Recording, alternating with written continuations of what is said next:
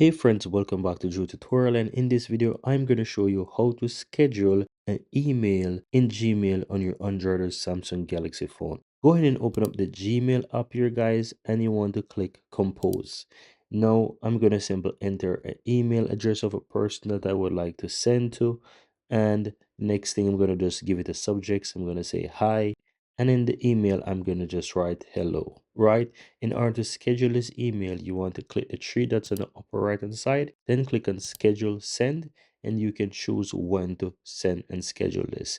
So you can choose tomorrow morning, tomorrow afternoon, Monday morning, or you can pick a time and date. So let's choose that. So I'm going to leave it for today right now, but I'm going to schedule it to be sent, let's say within an hour from now.